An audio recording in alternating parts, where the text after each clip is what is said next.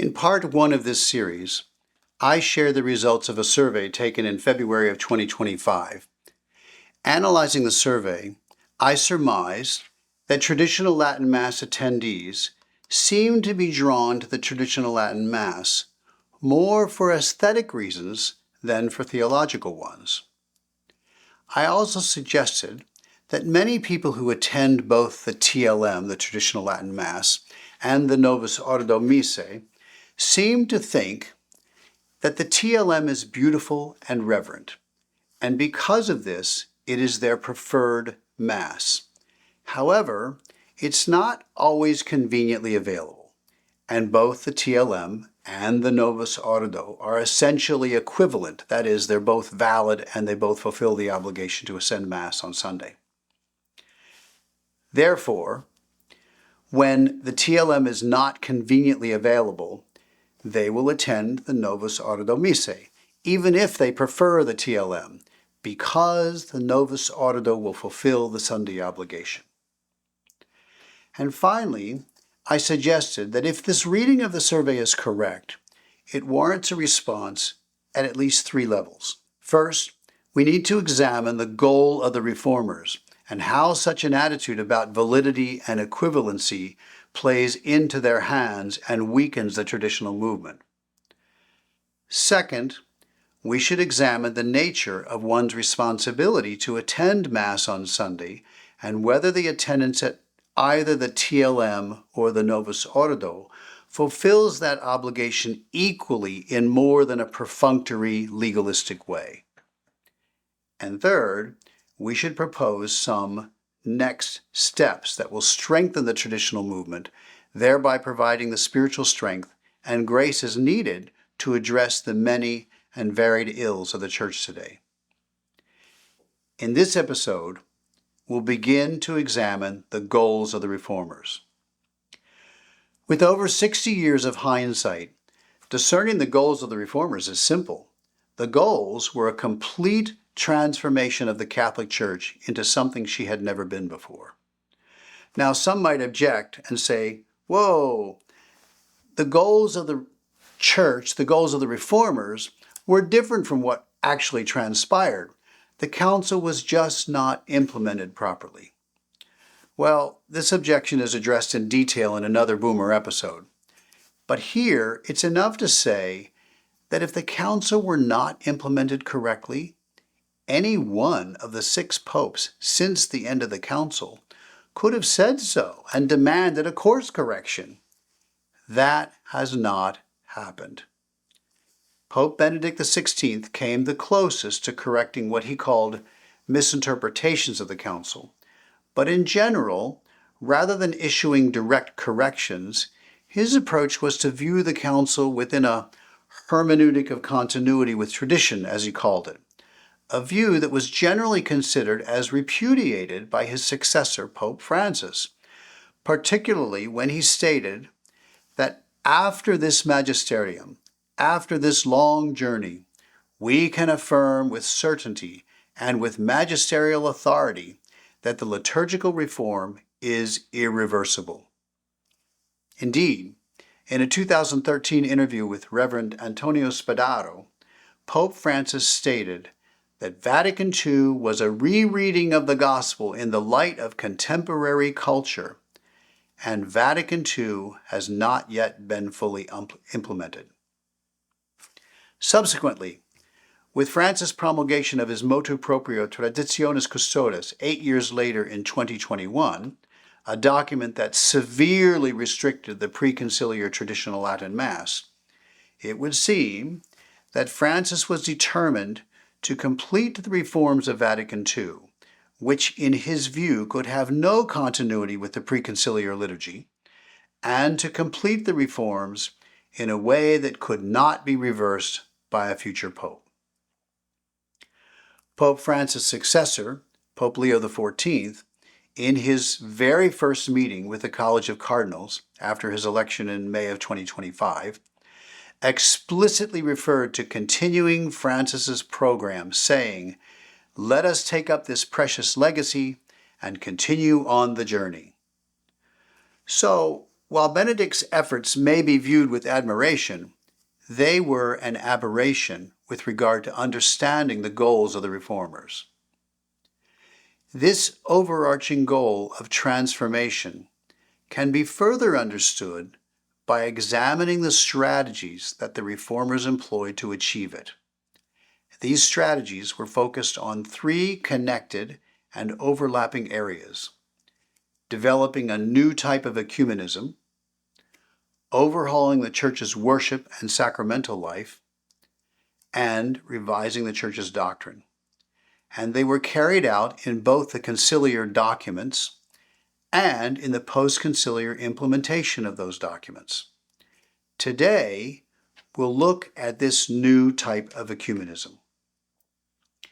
Now, it's easier to understand the revolutionary nature of Vatican II ecumenism if we first understand how ecumenism was understood in the Church prior to Vatican Council II. Pope Pius IX addressed ecumenism at least twice in his Syllabus of Errors of 1864. In Proposition 15 of this document, he stated as an erroneous opinion that it is wrong, that it makes no difference to which religion one belongs, provided that one leads a morally upright life. And later in the same document, the Holy Father condemns the notion, again, this is a wrong notion, that the religion of the Catholic Church is not the only true religion. In 1928, Pope Pius XI affirmed and expanded the principles outlined by Pope Pius IX 42 years earlier, which themselves were simply statements of what the Church had taught since the beginning. In his encyclical on religious unity, Pope Pius XI rejected as a false foundation for unity this opinion that considers all religions to be more or less good and praiseworthy, since they all, in different ways, manifest and signify that sense which is inborn in all of us and by which we are led to God. And in the same document, he lays out the only viable path for Christian unity. The union of Christians can only be promoted by promoting the return to the one true Church of Christ of those who are separated from it. These types of clear, concise, and readily understood statements stand in stark contrast to statements in the documents of Vatican Council II. The documents of Vatican Council II do declare that the restoration of unity among all Christians is one of the principal concerns of the Second Vatican Council. Fine. In addition, some of the conciliar statements do seem to echo pre-conciliar statements related to ecumenism and Christian unity. For example, Unitatis Redintegratio, the document on ecumenism, affirms that Christ the Lord founded one church and one church only, and that such division among religious denominations openly contradicts the will of Christ, scandalizes the world, and damages the holy cause of preaching the gospel to every creature. Well, so far so good. However, statements like these are interwoven with other, what we would have to call less than orthodox statements, such as, for men who believe in Christ and have been truly baptized are in communion with the Catholic Church, even though this communion is imperfect. Many elements of sanctification and of truth are found outside the Church's visible structure. Some, even very many, of the most significant elements and endowments which together go to build up and give life to the Church herself can exist outside the visible boundaries of the Catholic Church. These liturgical actions of non-Catholic religions can truly engender a life of grace. This Church, constituted and organized in the world as a society, subsists in the Catholic Church. Well, it might be possible to explain such statements in ways that make them seem consistent with preconciliar teaching, but it would take some pretty creative logic. Besides, If such statements were written to mean what the church had taught previously to the council, then why were they not written in language that made that clear? The ambiguity was intentional. It allowed the statements to be considered or explained as consistent with preconciliar teaching, while the intention was to implement them in ways that were very different from the preconciliar understanding of ecumenism. A few examples of this different sense of ecumenism in the implementation of the conciliar reforms. After the council, a new Mass was created, the Novus Ordo Missae, that was based on a 16th century Protestant service. And I'll discuss this in more detail later on.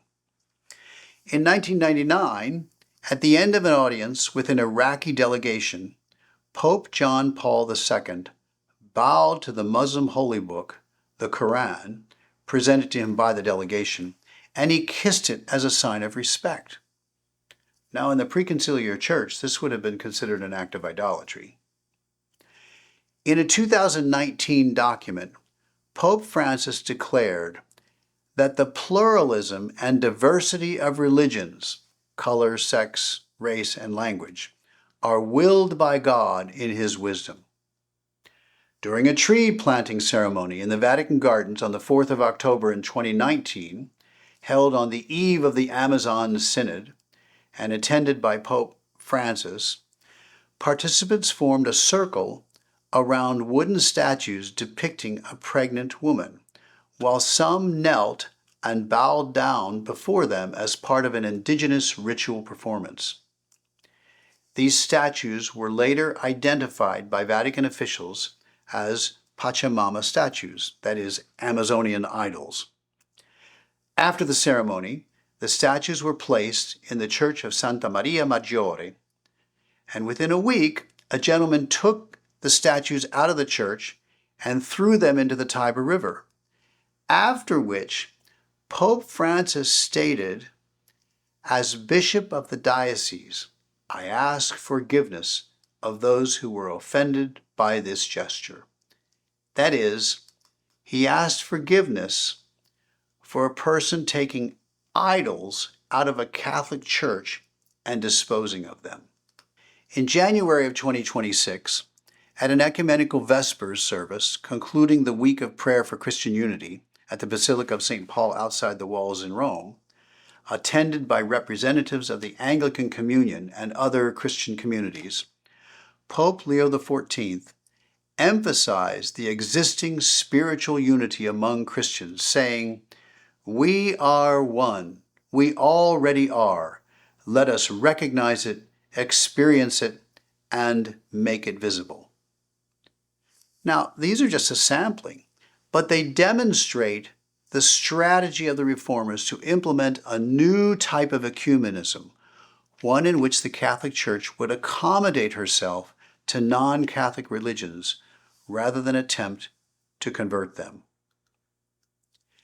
In the next episode, we'll take a look at the second strategy of the reformers in their attempt to transform the Church, the overhauling of the Church's worship and sacramental life.